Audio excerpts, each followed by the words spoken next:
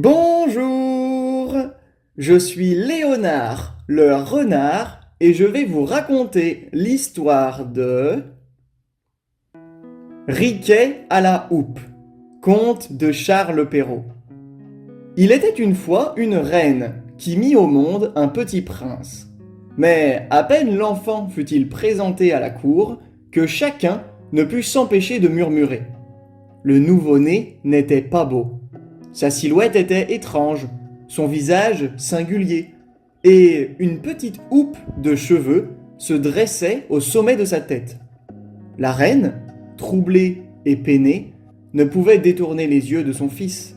Elle l'aimait déjà de tout son cœur, mais elle craignait pour son avenir. Heureusement, une fée très puissante assistait à la naissance.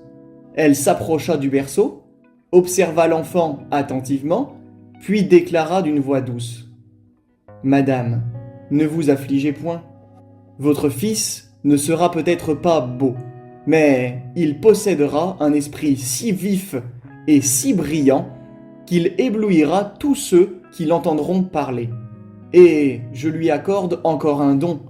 Il pourra rendre aussi spirituelle que lui la personne qu'il aimera le plus. » Ces paroles consolèrent un peu la reine. On nomma l'enfant Riquet à la houppe, à cause de la petite touffe de cheveux qui ornait son front. Quelques années plus tard, dans un royaume voisin, une autre reine mit au monde 2 princesses.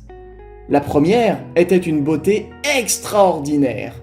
À sa naissance, la cour s'émerveilla. Jamais on n'avait vu enfant plus charmante. Ses yeux brillaient comme des étoiles. Sa peau semblait faite de lumière. La même fée, qui avait assisté à la naissance de Riquet, se présenta de nouveau. Elle observa la petite princesse, puis soupira doucement. « Elle sera la plus belle des princesses, » dit-elle. « Mais elle manquera un peu d'esprit. » La reine, surprise, voulut protester, mais la fée poursuivait. Qu'elle se rassure, pourtant. Elle pourra transmettre toute sa beauté à celui qu'elle aimera. Quelque temps plus tard, naquit la seconde princesse. Elle n'était point belle, son visage était ordinaire, ses traits peu harmonieux. Mais la fée, cette fois, déclara. « Celle-ci sera d'une grande intelligence. Son esprit sera vif, délicat et pénétrant. Elle comprendra tout et saura parler avec grâce. » Ainsi, les dons furent partagés.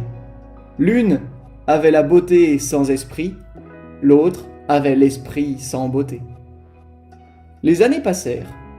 La princesse aînée, si belle qu'on l'appelait simplement la Belle, attirait tous les regards. Lorsqu'elle traversait les jardins, les courtisans s'inclinaient, émerveillés. Les princes étrangers se pressaient à la cour pour admirer son visage radieux. Mais dès qu'elle ouvrait la bouche, les conversations s'embarrassaient.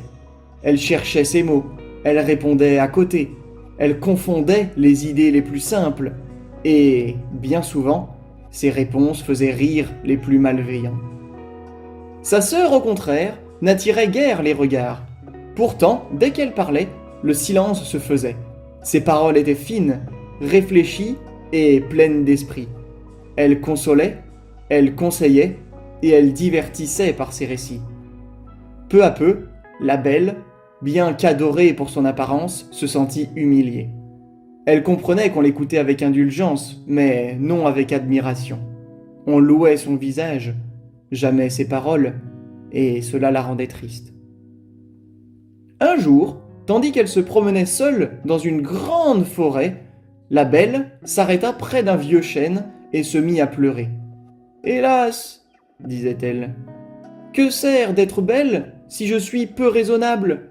Je donnerais toute ma beauté pour avoir seulement un peu d'esprit. » À cet instant, un bruit léger se fit entendre derrière elle.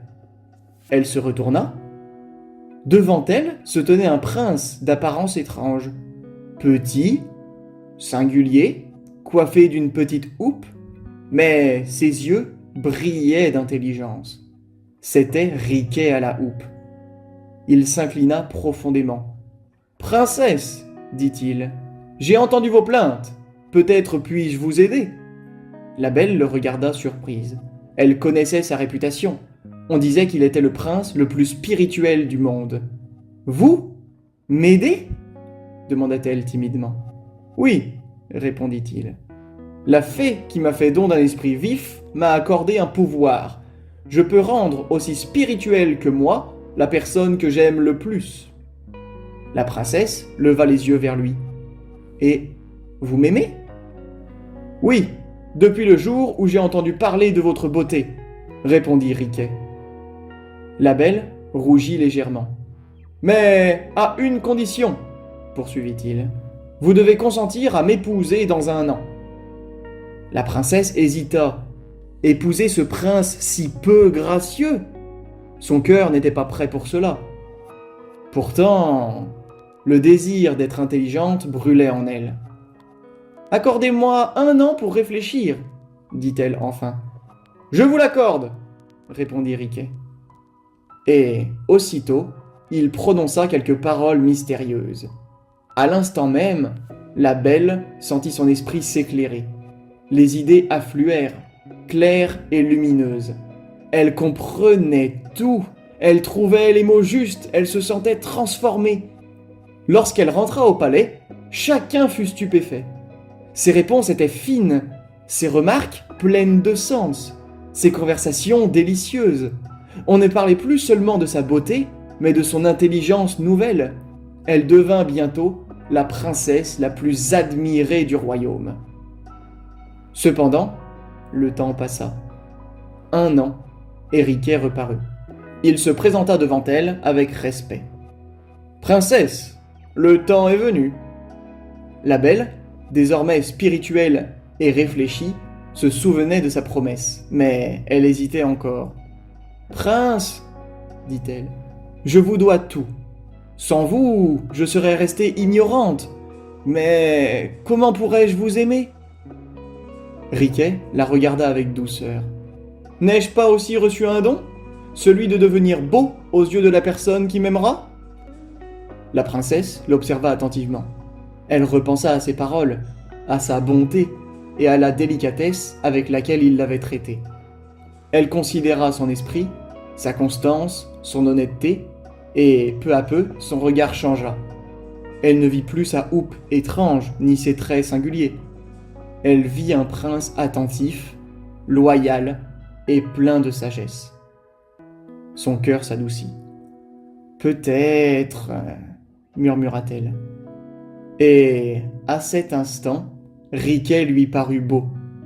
Non point transformé par enchantement, mais embelli par l'amour qu'elle commençait à ressentir. Certains disent que la fée intervint encore et changea réellement son apparence. D'autres assurent que ce fut l'amour seul qui modifia le regard de la princesse. Toujours est-il qu'elle accepta de l'épouser. Les noces furent splendides. On célébra leur union dans la joie et l'émerveillement. La princesse possédait désormais beauté et esprit. Riquet, lui, semblait devenu charmant aux yeux de tous. Ils vécurent heureux, unis par l'intelligence et par l'amour. Morale de l'histoire. La beauté plaît au cœur, mais l'esprit charme le cœur. Et souvent, c'est l'amour qui révèle la vraie splendeur.